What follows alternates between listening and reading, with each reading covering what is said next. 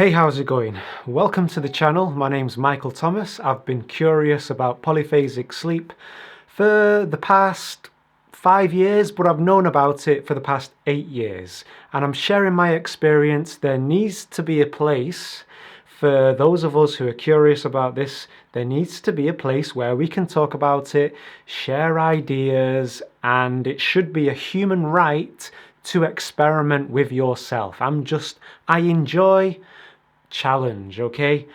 If you're new to my channel, please watch my introductory video. It's my disclaimer. My approach to adaptation is not to deprive myself, okay? I don't really ever use those words, sleep deprivation. If ever I get to the point where I'm like this, okay, I take a nap.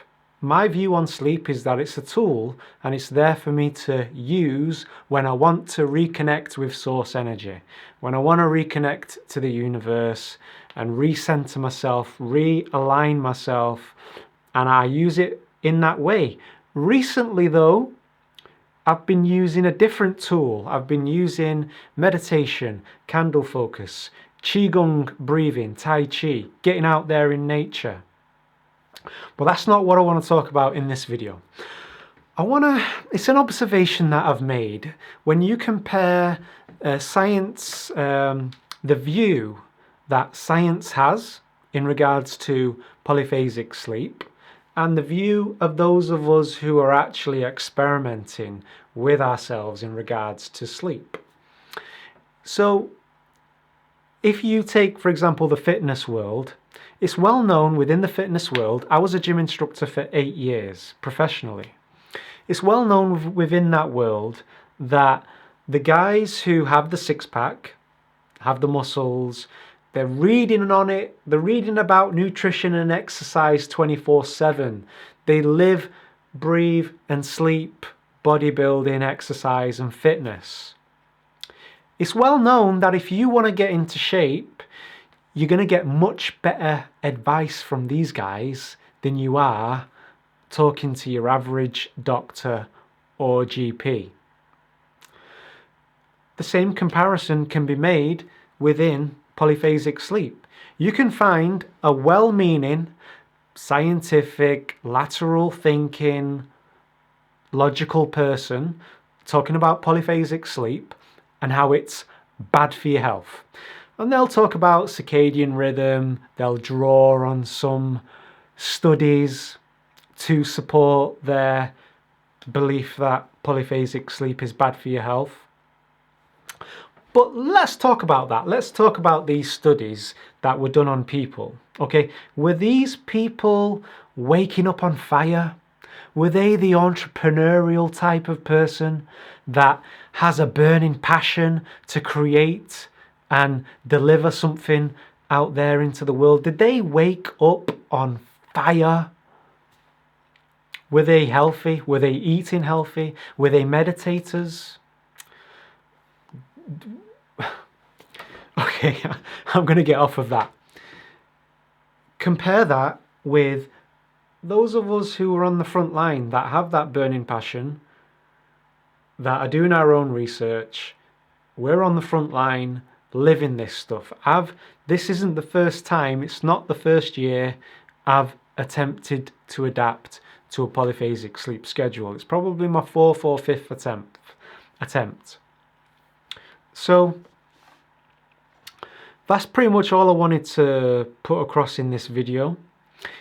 I've been doing the Everyman now for almost 3 weeks. Today I slept for 4 hours. I did a 4-hour core, and when I felt like a nap, I did some qigong and some candle focus meditation with binaural beats instead.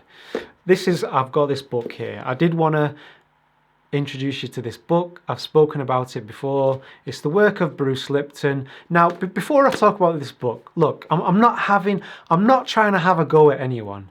I'm not against anyone who wants to sleep for 8 hours. Go and watch my introductory video. There's plenty of people out there who live a perfectly happy, balanced, sane life on 8 hours of sleep. Okay, I'm not trying to fight against no one. I'm just bringing something to light, okay? That we can't assume that we really know what's going on here in regards to sleep. There's a lot we don't understand about sleep. No one can really say for certain what it's actually for. My belief is that it's to realign ourselves with who we really are, which is source, energy, universal consciousness, infinity, whatever. But if you study the work of Bruce Lipton, he goes into how it's your beliefs that turn genes on and off. And we know, we've identified that there are those mutants who don't need much sleep. They get by perfectly fine on 3 to 4 hours. A lot of them happen to be entrepreneurs. So could you switch on that gene if you didn't, like if you began a polyphasic sleep routine and you didn't have beliefs in your subconscious telling you, we should all get 8 hours sleep. This is unhealthy. I'm gonna, in the recesses of your mind, a belief that says, this is bad for my health. Why do we have this thing about looking at things from a black and white perspective? And I've seen this within the no-fap community as well. This black and white thinking, trying to find the right way, the right path. There is no right way. It's about your way. It's about what you believe.